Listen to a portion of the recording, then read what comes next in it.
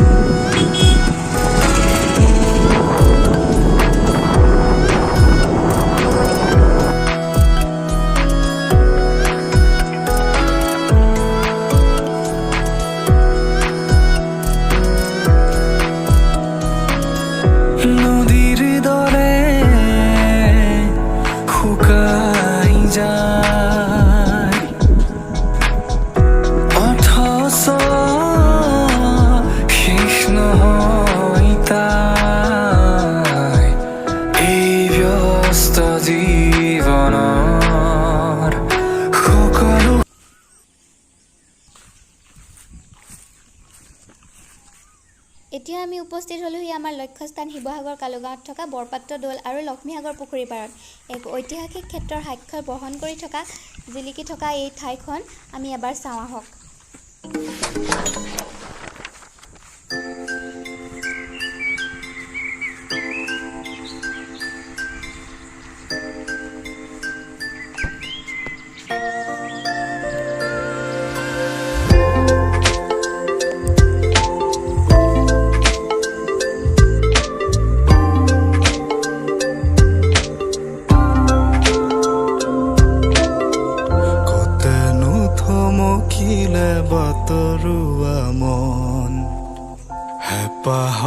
গতিকে আজি ভিডিঅ'টো ইমানতে সামৰিছোঁ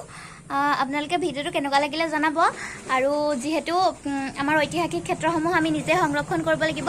গতিকে আজি ভিডিঅ'টো সেইবাবে বনোৱা হ'ল আৰু যদি আমাৰ ভিডিঅ'টো ভাল লাগিছে তেতিয়াহ'লে লাইক কৰিব আৰু কমেণ্ট কৰিব